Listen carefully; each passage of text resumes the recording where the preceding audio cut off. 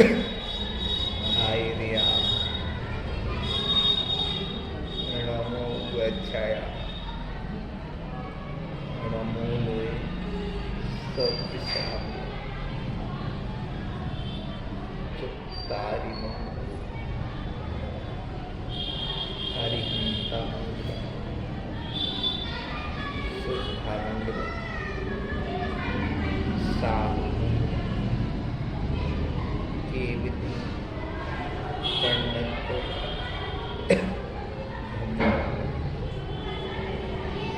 चत्तारि लोग हरिहंता लोग शुद्धा लोग साहु लोग केविति पंडित ब्रह्मोलो चत्तारि शरणं प्रपद्यामि हरिहंत शरणं प्रपद्यामि शुद्धे शरणं प्रपद्यामि साहु शरणं प्रपद्यामि केवली पंडित ब्रह्मं शरणं प्रपद्यामि देवादिदेव आदिनाथ भगवान जिन शासन महावीर स्वामी की आचार्य गुरु विद्यासागर जी महाराज समस्त आचार्य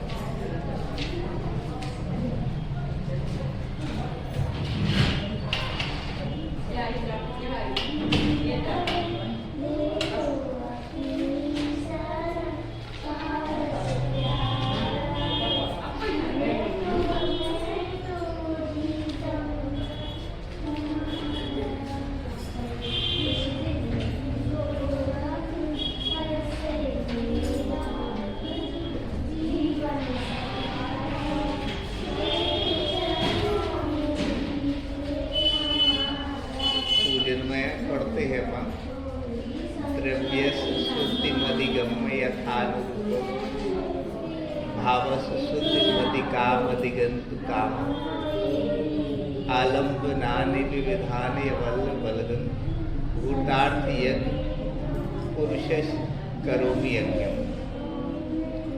अपने भावों की परम शुद्धता को पाने का अभिलाषी में देश और काल के अनुरूप जल चंदनादि द्रव्यों की शुद्धता को पाकर जिन स्तवन जिन बिंब दर्शन आदि अनेक आलम्बनों का आश्रय लेकर भूतार्थ अरहंतादि का पूजन करता हूँ।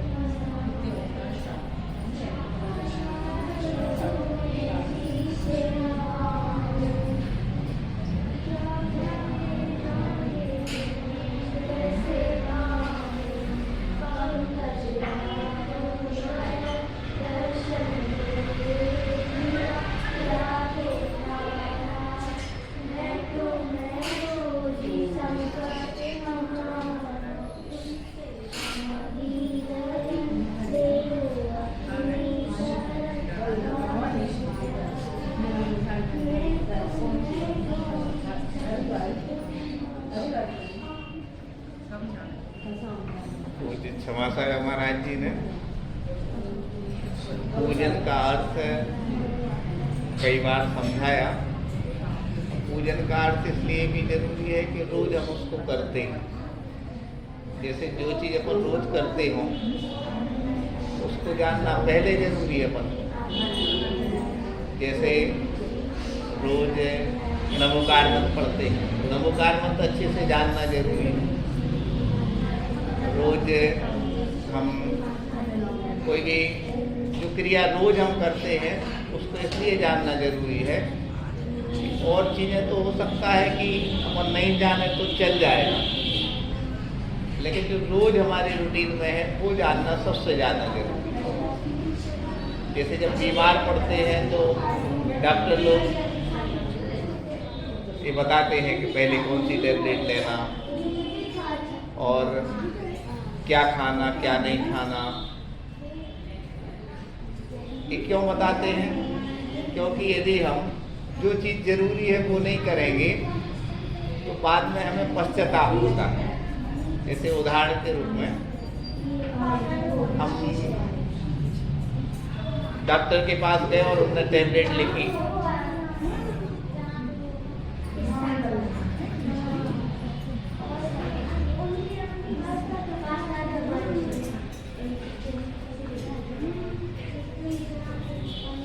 क्या होता है कि डॉक्टर टेबलेट बताए और हम टेबलेट नहीं समझ पाए कैसे खाना है क्या खाना है और भूल जाए सब, तो बहुत दिमाग में रहता कि यार टेबलेट तो पता ही नहीं कौन पहले खाना कौन बाद में खाना और क्या कौन सी खाली पेट खाना। और उसमें मालूम मेडिकल वाले लिख भी देते हैं, लेकिन कई बार अपन को समझ में ही नहीं आता। तो अपन समझ ले तो क्या होता है कि अपन को इलाज कराना सार्थक हो जाता है यदि समझ में आ जाए तो।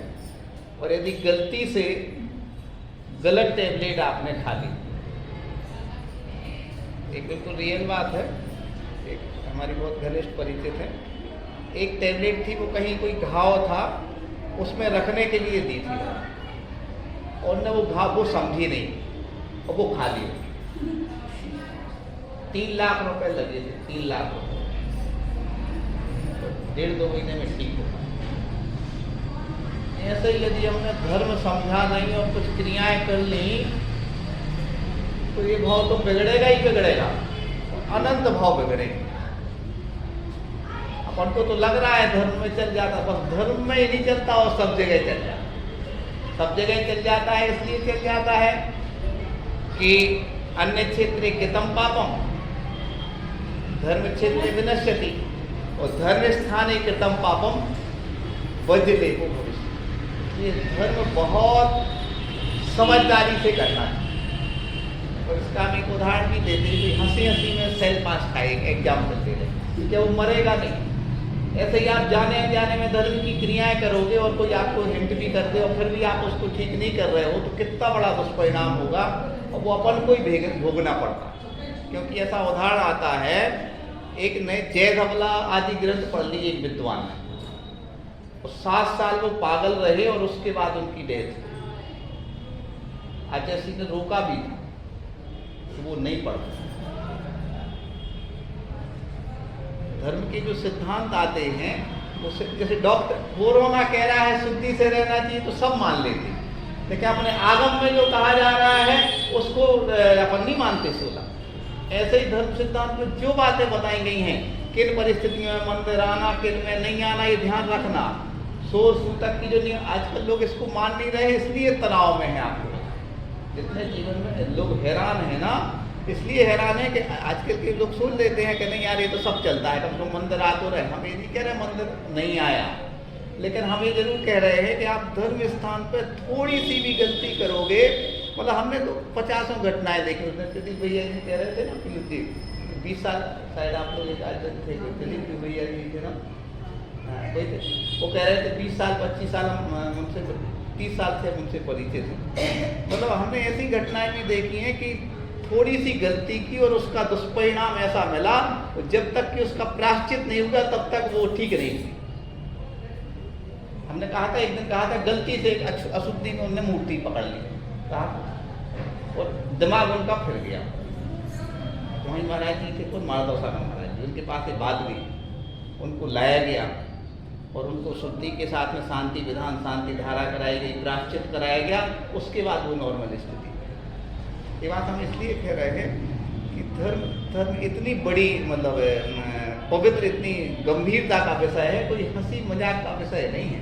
आजकल क्या हो गया, हंसी मजाक का विषय बना लिया है, हजारों लोग सुन रहे हैं, तो उससे क्या हो जाता आदमी को, कह रहे नमोकारवंत अकेला ही सीख जाए आप, नमोकारवंत की सिद्धि हो जाए ना, सिद्धि मतलब हम ये नहीं कह रहे कुछ काम के लिए, अपने जीवन में सुख पाने के लिए सिर्फ नमोकारवंत आप अच्छे से समझ जाए तो आप हजारों जनों से ऊपर हो जाएंगे, सिर्फ नमोकार। कभी नमो अरिहंताड़म कहते हुए और ऐसी आंख भरा और ऐसे आंसू गिर जाए तो आपके अनंत रोगों का जो वो होता ना वो ठीक हो जाए। जैन धर्म में क्वांटिटी का महत्व नहीं है, क्वालिटी का महत्व है। क्वांटिटी का महत्व नहीं है कि 1008 जाप दे दिए आप, क्वालिटी का महत्व है कि आपने एक जाप दी लेकिन पूरे दिन की थकान दूर हो जाए, क्योंकि इतना ज्यादा भाव आता मिटावन की निज में ही क्षमता समता है, अनजाने अब तक मैंने पढ़ने की टूटी ममता है। अपन क्या सोच रहे हैं, अब हमारे साथ भी कमजोरी है कि हम ये चीज कर लेंगे तो सुख मिल जाएगा, लेकिन जो अपन ने काम किया है उस काम को पूरी विशुद्धि के साथ समझे तो कि उसमें शांति इसलिए नहीं मिली कि उसमें हम अंतस तक उतरे नहीं। भगवान के दर्शन करने के बाद आंसू गिर जाए तो पूरे दिन की थकान आपकी दूर हो जाएगी। नरक निगोद के कष्ट तो याद करें, कित निगोद कित नार की कित त्रियंच ज्ञान, और आज धन धन हजारों उलझने की हम मान रहे हैं, लेकिन उन उलझनों के बीच अपन कैसे आए, अपन को ऐसी तृप्ति मिल जाएगी कि यार बिल्कुल यार भैया ने बिल्कुल सही बात है। अपन खुद अपनी उलझने मतलब दिन भर की कितनी उलझने, मतलब कई बार ऐसी परिस्थिति बनती कि मंदिर का टाइम भी निकल जाता, लेकिन फिर भी अपन ने दृढ़ता बनाई और अपन आ गए। जब अपन आ गए ना, कई बार वही सुनते हैं तो ये वो तो शाम को मिली थी मंदिर में दर्शन कर रही थी, अच्छा मतलब वो उनके भाव कितने अच्छे रहे होंगे कि दर्शन करने, क्योंकि दर्शन करने के बाद इतनी ज़्यादा आदमी के लिए संतुष्टि मिलती है कि ऐसा कहते हैं दर्शन करने के बाद निधत्ति निकाचित जैसे कर्मों का क्या होता है, क्षय होता है। इसलिए इसमें लिखा है द्रव्य सशुद्धि मधिगम्य यथानुरूपम भाव सशुद्धि मधिका मधिगंतु कामा आलम्बना निविधान बलम वर्गन भूता यज्ञ पुरुष करोमि। यानी इसका मूल भाव ये है कि हे भगवान, हे जिनेन्द्र, हे देवादिदेव, आपके सामने यह द्रव्य हम इसलिए शुद्ध करके लाए हैं अपने यथाशक्ति रूप, इनको आलम्बन बना करके हम भावों को शुद्ध करेंगे। कभी आपको ऐसे जैसे महामोक्ष पद प्राप्त है, ऐसा करते हुए मन को ऐसा लगता है कि यार भगवान आप तो इस संसार की सब वो माया से दूर उठ करके मोक्ष चले जाए, हम कब जाएंगे मोक्ष, कभी अपन, क्योंकि जब संसार में बहुत ज़्यादा त्रस्त हो जाता आदमी, ऐसा बुंदेलखंडी में कहने लगता है कि उठा लें, ऐसा लोग कहने लगते हैं, लेकिन सच्चे अर्थों में क्या है कि मुक्त हो जाए। उठा ले से गिरा ले नहीं कहता, गिरा ले मतलब निगोद नरक, उठा ले मतलब देव या मोक्ष, सहज बहुत शब्द। तो जब आदमी बहुत अंदर से त्रस्त हो जाओ, फिर जाकर के अंदर से ऐसा सोचता है आदमी कि भगवान मोक्ष कब मिलेगा हमें, क्योंकि अभी जो परिस्थितियां हैं ना इससे 1000 गुनी बुरी परिस्थितियां आती। कहाँ? भगवान महावीर के समय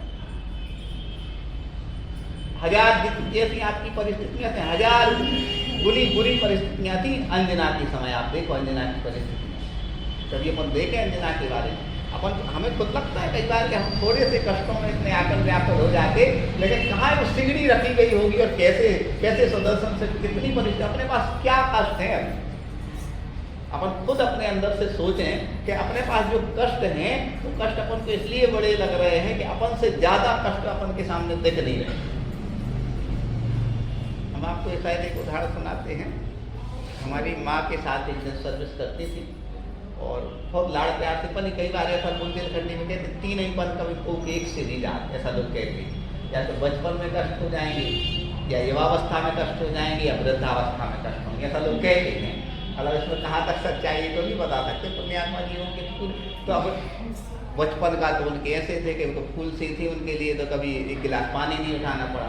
22 साल की उम्र तक, 22 साल की उम्र शादी हो गई, इकलौती बेटी, मतलब इकलौती 2 बहनें थी, जैसे अपने यहाँ से होती हैं ऐसे बड़े, वहाँ पर बहुत पैसा वाले, बहुत ज़्यादा जमीनदार, शादी कर ली। मध्य प्रदेश की सबसे बड़ी इंजीनियर ई कहलाता है उस समय, और उस समय उन्होंने 25 लाख रुपये की, बहुत पहले की बात बता रहे हैं। सब लोग ये शादी की चर्चा नहीं होती कि भैया बहुत हाई फाई शादी, बहुत लोग देखने आए मोहल्ला एरिया के। उस समय के मुख्यमंत्री श्यामाचार्य शुक्ल नहीं, रविशंकर शुक्ल के बाद दूसरे मुख्यमंत्री थे कोई, वो आए थे उस शादी। अब भैया असली रूप तो बाद में जान समझ में आओ, आदमी जानो बस है और सोना जानो। एक आध बात में। दूसरी बात जब वो ये कहते हैं कि इतने ज़्यादा खूंखार थे वो, इतने ज़्यादा खूंखार थे कि जैसे ही ऑफिस से आए सिर पे पैर रखते थे और कहते थे बंद। कई बार रहते जानवर टाइप के लोग रहते मनुष्य रूप में, हमें कहना नहीं चाहिए, मतलब दूसरे को कष्ट देने में उनको आनंद आता है, दिखते मनुष्य रूप में संसार में। इसमें हालांकि उसमें आ रहा है, सामाजिक पाठ में भी आया है, जो पर को दुख दे सुख माने उसे पतित माने। लेकिन वो पतित होते ही हैं तो दूसरे उनको इतना कष्ट देते थे वो कि मतलब सिगरेट क्या पीते थे और जलाते थे। और वो बहुत खानदानी थी, खानदानी वाली शिकायत करी नहीं। एक आध महीना हो गया लेकिन बताई का मन भी कई बार तड़फड़ाता है ऐसा। मतलब यार तो घर में लिप्पू कहते थे, लिप्पू गई थी कहलाती, मतलब उनका नाम था चतुर्वेदी जैन नहीं थे लेकिन बहुत गजब का। हम आपको उनको सुनाएंगे तो उनकी माँ को यहाँ बहुत दर्द परिस्थितियाँ होती कुछ आप देख के तो सब लोग कह रहे इतने बड़े घर में शादी भी की है ऐसा तो कुछ नहीं। ऐसे ही अज्ञान है उन्होंने अपने मंडली लड़के को भेजा कि भाई पता नहीं चला। वहाँ गए जब उनको मतलब पिटाई कर रहे थे कुछ ऐसा, उन्होंने देखा ना तो उनको ऐसा लगा 1 महीने से इनको वो ऐसी हो गई बहुत ही ज़्यादा। तो मतलब ये लोग भी उतनी पावर वाले थे, पूरे पुलिस पावर से लेकर के और वो उनको लेके आ गए अपने जीवन में कभी भेजा। बहुत गहरी बात बता रहा है, इससे आगे जो बताने वाले थे तो जब वहाँ से कोई कभी चर्चा करता था कि जो वहाँ पे होने जाती हैं तो वो मतलब कहते थे कि वो मतलब रोंगटे खड़े हो जाते थे जैसे उनका नाम याद आता था, क्योंकि वो इतने ज़्यादा खूंखार थे। परिस्थिति ये हुई कि उनको हो गया अभी 5 साल पहले ब्लड कैंसर के उनको, जो वो बहन जी उनकी एक बेटी थी तो उसने बेटी के नियम ही ले लिया था कि हम शादी नहीं कराएंगे, क्योंकि बचपन में उसके भाव ऐसे जुड़े गए होंगे, इतने खूंखार थे हमारे पिता तो पुरुषों से उनके लिए बहुत क्या थी अलग थी उसमें। कहने का तात्पर्य है कि जब उनको कैंसर हुआ ना तो उनको मालूम चला किसको, उस जीव को, जीव ही कहना चाहिए जो पहले अजीब था। पहले तो उस एरिया में नहीं आ सकता था इनका इतना दबदबा था। मालूम चला तो अब आत्मा तिलमिलाती है आदमी मिलने कैसा ही कुछ कर लें। तो अंतिम स्थिति थी जवाहरलाल कैंसर में, तो बाहर भी खड़े खड़े बहुत परेशान क्या जी को हरे हमारे साथ 1 साल रहा है। तो जब वो खत्म हुई ना तो मतलब आदमी के लिए लगता ना कि ये तो बहुत बड़ी मतलब जीवन हुआ। इस जन्म में कोई ना कोई ऐसा व्यक्ति बन के आता है जो आपको बहुत ज़्यादा परेशान करता है, कभी शब्दों से कभी, और वो सहन करना सबसे कठिन है। लोग तो मतलब वो सहनशीलता में देखो जेंट्स होती है तो ड्रिंक करने लगते हैं, कहना नहीं चाहिए आप। जब आदमी बहुत ज़्यादा त्रस्त होता है, परेशान होता है तो ड्रिंक करने लगता है, क्योंकि जीने के लिए कुछ तो। आज देखना कि जितने लोग ड्रिंक करते हैं 2 तरह से करते होंगे, या तो वो एवी टाइप के होंगे कि पैसा आ गया है तो उन्हें शौक है, या दूसरा भी इतने ज़्यादा लोड में रहते, इतने तनाव में रहते, घर में कलह होगी, बाहर कोई ऐसी परेशानी होगी, इससे वो क्या करते हैं। एक तो शौक वाले होते, वो शौक वाले तो बुरे ही होते हैं, उनके लिए तो कोई नहीं समझ सकता। तो कहते हैं आखिरी में कहते हैं कि जब वो मतलब या कुछ लोग क्या हो जाते हैं, हम तो आए दिन यूट्यूब पे वगैरह पर देखते हैं जितनी आत्माएं होती हैं तो आत्माएं यदि त्रस्त हो जाती, सही आत्माएं हैं तो वो धर्म से लोग जड़ जाएंगे। आप कोई पंक्तियां तो तुम रेती ये कौन कष्ट है, कोई पंक्ति आती है वो समझा दी। धर्म से जुड़ जाओगे तो वो कष्ट आपके लिए क्या हो जाएंगे, कम हो जाएंगे। और धर्म से नहीं जुड़े तो वो कष्ट इतने, अब आपको लगेगा धर्म से जुड़ने के, धर्म के लिए जुड़ने के लिए कुछ नहीं चाहिए, कुछ नहीं चाहिए। आज से ही अपने बारे में सोचना शुरू कर लो, धर्म के बारे में जुड़ जाएंगे आप।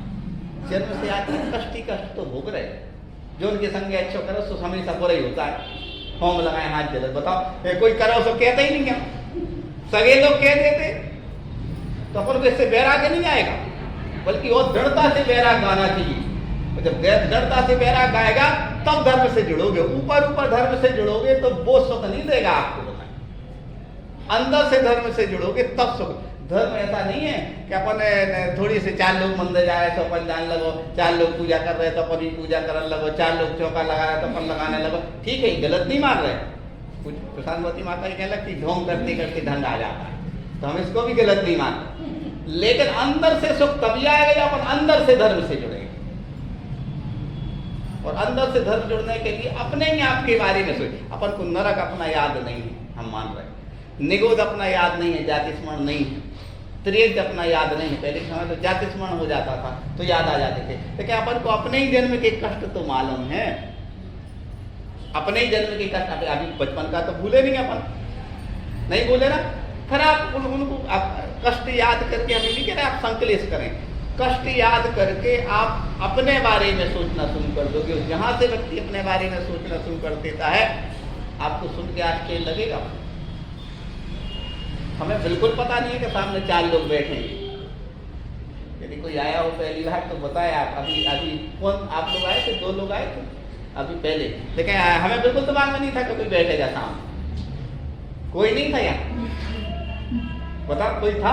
जो हम आंख बंद करके अपना वो कर रहे हैं। हम स्वाध्याय इसलिए करने थोड़ी आए कि हमें 10 लोग या 20 लोग या 50-100 लोग सुने। वो तो खुद के ही लिए सब काम करता है। तो सुनाने के लिए कोई काम करता है वो कहलाते हैं बुंदेलखंडी। यदि कपड़ा वाला कोई व्यक्ति बोलता है तो उसके लिए कहते हैं कि वचन का चल रही, और लेकिन सुनाने के लिए तो सारी दुनिया, खुद के लिए सब काम होना चाहिए। दूसरे के लिए तो दूसरे के लिए करोगे और वहां से आपको टेंशन भी शुरू हो सकता। चौका भी खुद के लिए लगाओगे, अच्छी शुद्धि विशुद्धि पूर्वक आहार। पहले के समय आगम में लिखा है इतने शुद्धि से भोजन होगा कि मुनिराज को पड़गाह निकल ले। आगम में ऐसा लिखा है।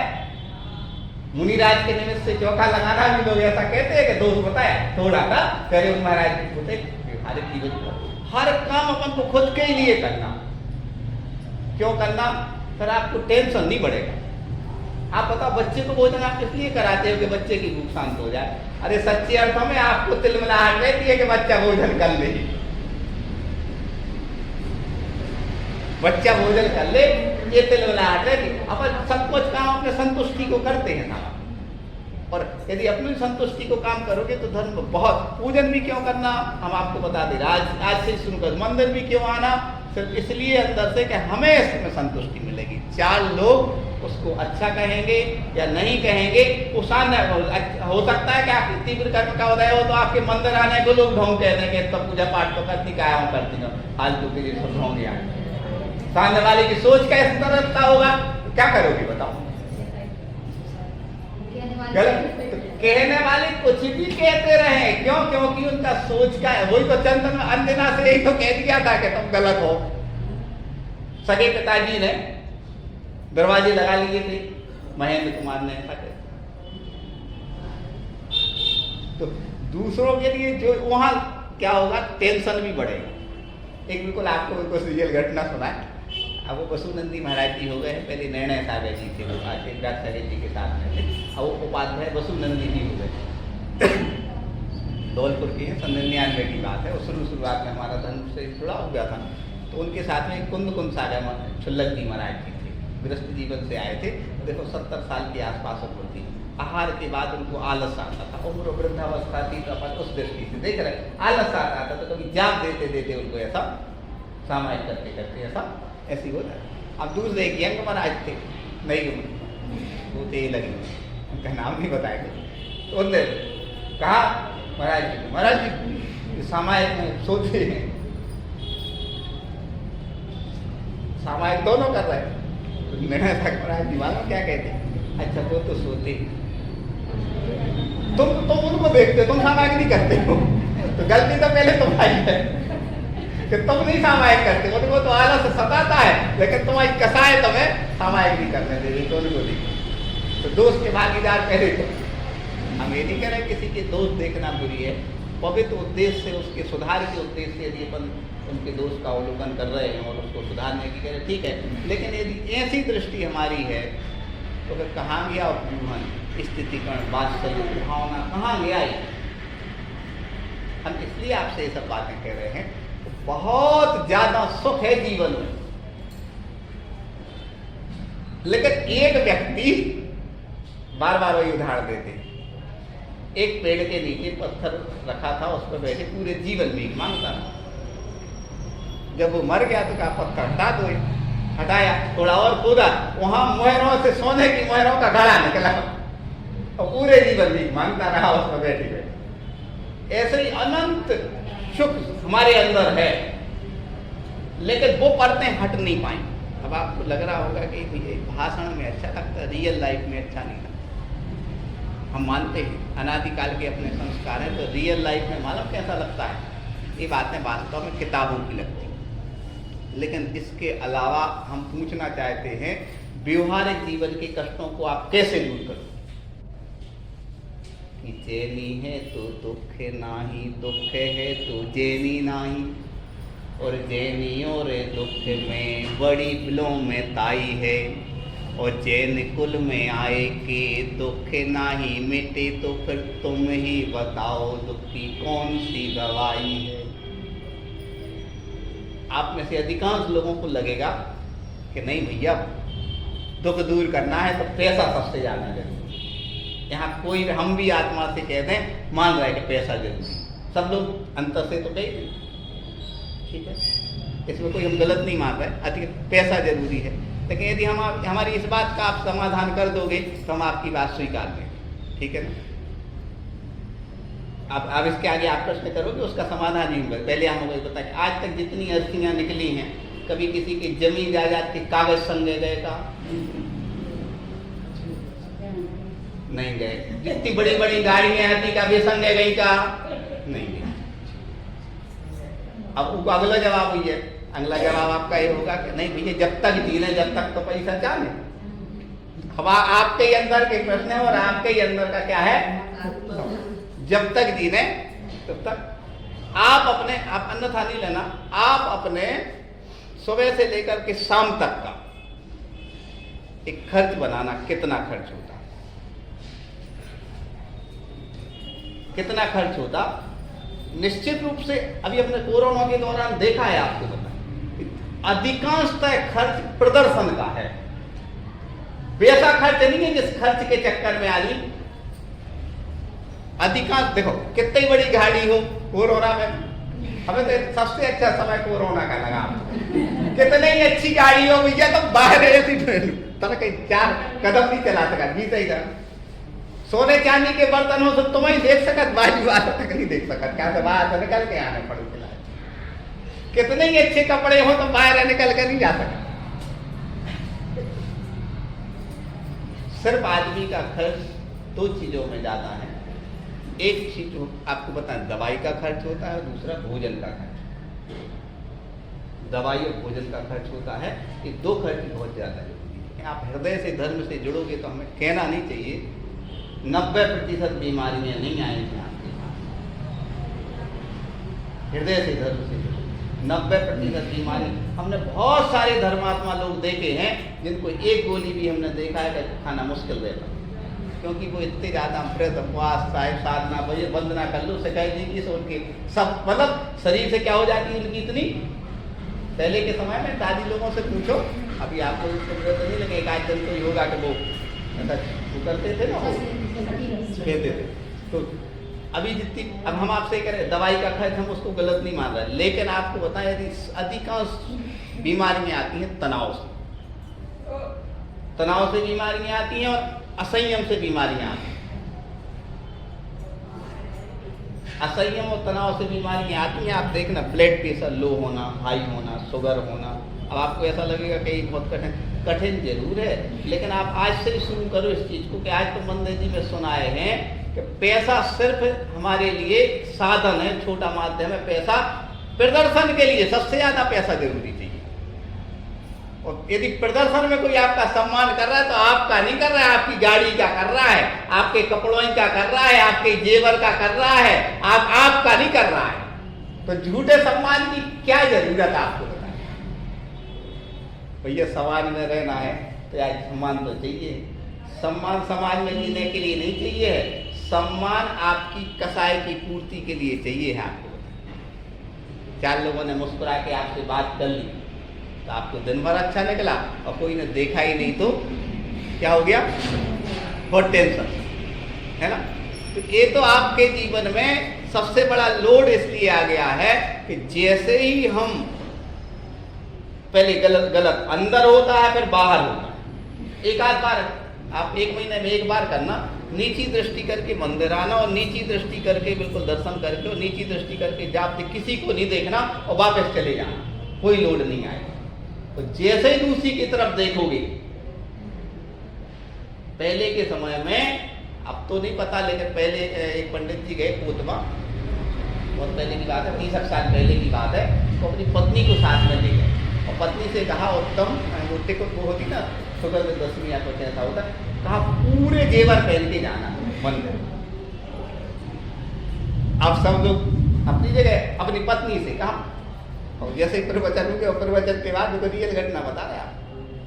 प्रवचन के बाद फिर सब लोग इकट्ठे हो गए। अब वो पंडित जी अपनी पत्नी को बीतरागी भगवान और तुम, और इतनी बात है कि ढोंग है काय को आती है मंदिर, इतनी बात है कि कहाँ बीतरागी भगवान और कहाँ तो अपने सोने चांदी दिखाने आ गई।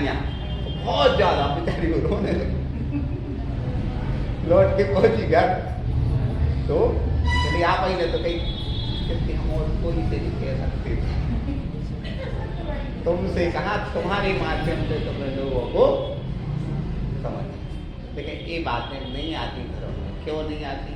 क्योंकि धर्म भी आपको अच्छा नहीं लगेगा, संतुष्टि का हो गया। जैसे श्रावक श्रोता सुने वैसी बात सुनाओ, ये हो गया। लेकिन अच्छे धर्म की गहरी समझ वाले लोग ऐसा नहीं करते। गद्दी पे बैठ के तो कोई बात होगी जो आप कह रही, तुम तो आज बुरा कह रही। अब आपको याद है संस्मरण सुना है भैया जी का वाणिज्यपुरम में, पीयूष भैया जी आए थे, बहुत रियल। क्या हुआ कि परसों की बात है, हम बहुत हृदय से जुड़े उनसे, ऐसे 3-4 भैया जी लोग हैं और 2-3 साधु लोग हैं, मतलब हमें अपने भव्य शरण लोगों के पास। क्या होगा, चिल्लक जी महाराज है यहाँ चिल्लक जी महाराज जी।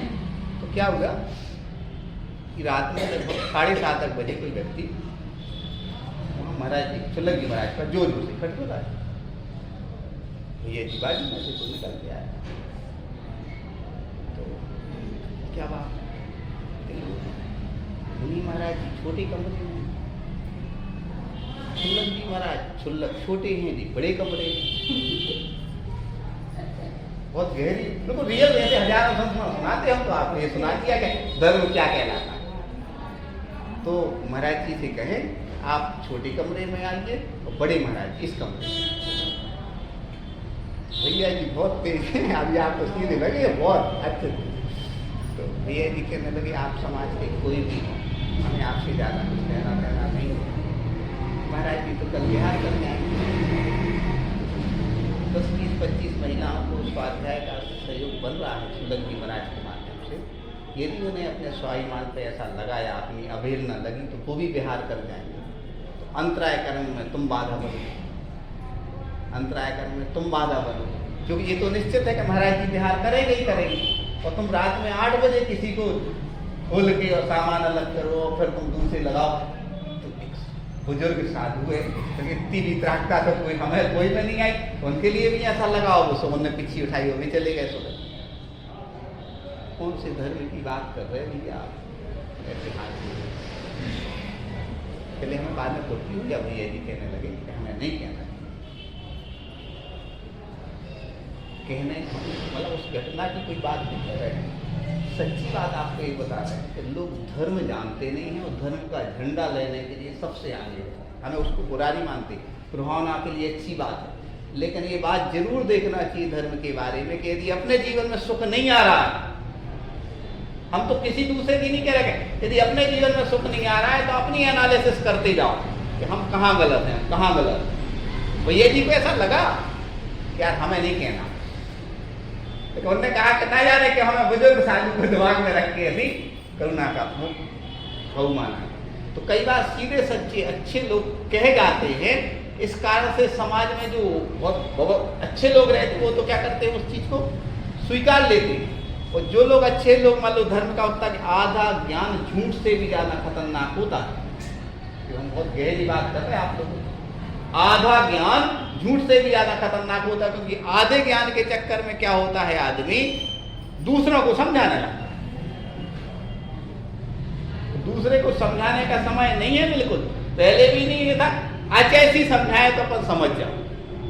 लेकिन हम सिर्फ पूरी परिस्थितियों को समझें, क्योंकि कई बार होता आप भी इस बात को महसूस करना, दूसरे के समझाने के चक्कर में अपन खुद तनाव में आ जाते, ऐसे तनाव में आ जाते कि दूसरी बात को अच्छा लगेगा या नहीं लगेगा, 4 बातें और सुनने को मिल जाएंगी। इसलिए धर्म का गहरा गहरा ज्ञान जिनको होता है वो कोशिश क्या करता है, अपने जीवन से वो समझाने की कोशिश करे। आज भी घरों में लड़ाई झगड़े इसलिए हो रहे हैं कि एक दूसरे को सब समझाने की कोशिश में है।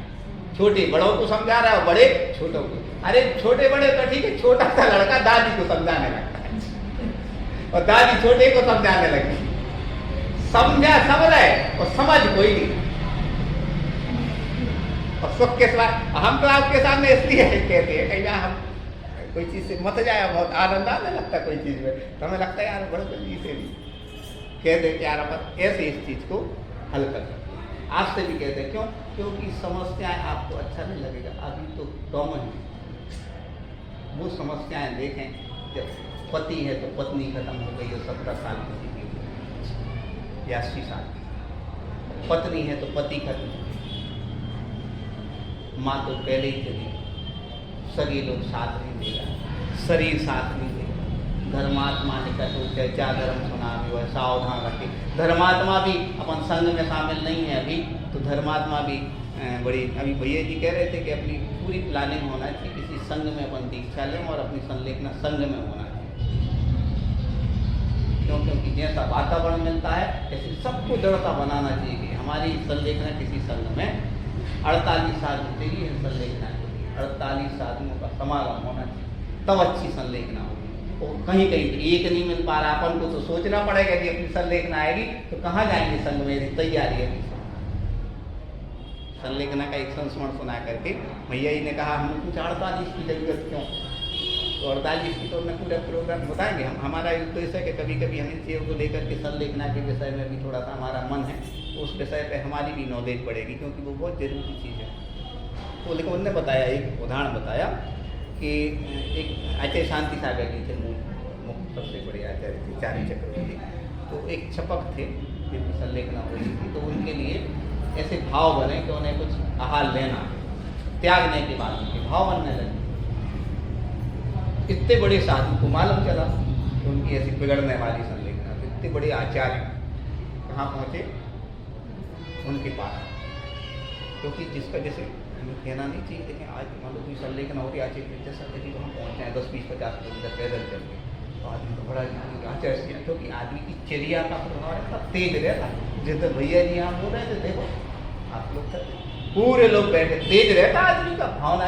हमने उनसे भैया जी से भी कहा था कि विश्वास धीरे धीरे होने लगता है कि तीर्थंकर का जन्म होता है जब नरक तक में क्षण को शांति हो जाती, उस आत्मा का प्रभाव ऐसे अच्छा हमारे प्रभाव से लोगों को शांति तेज रहता, शब्दों का नहीं जीवन करते। आचे से तो आदमी अपने आप कहे इतनी बड़ी आते बहुमान का पता।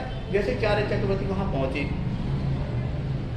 और जैसे ही पहुँचे तो वो भी अरे इतने बड़े आचार्य। उनने कहा क्या आपकी संलेखना अच्छी चल रही, आप अन्न लेना चाहें तो ले लें, इतने बड़े आचार्य हम आपसे कह रहे हैं।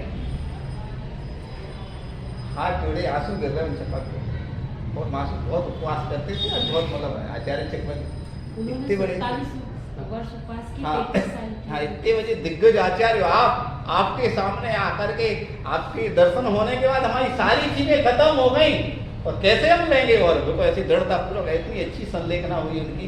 तो कहते हैं कि व्यक्तित्व के सानिध्य और समागम से भाव बनते हैं आदमी। जैसे व्यक्ति का सानिध्य मिलेगा, जैसे लोगों के साथ आप उठोगे बैठो, वैसे आपके भाव बनते। इसलिए सबसे अच्छी तरीका ये है हमारे जीवन का, आपके जीवन का, कि दिन में एक आध बार किसी बहुत बोल्ड व्यक्तित्व के बारे में आपको, बोल्ड मतलब जिनका खुद का, जैसे आचार्य का पावर है, ऐसे किसी उसको हृदय से आत्मसात कर लेना चाहिए। आपकी सारी चीजें अपने आप क्या हो जाएंगी, कम हो जाएंगी। बस अपने अंदर से वो चीज आएगी, और अंदर से जब आएगी, जब तुम बिन में व्याकुल भयो जैसे जल बिन, इतनी तड़प होना चाहिए।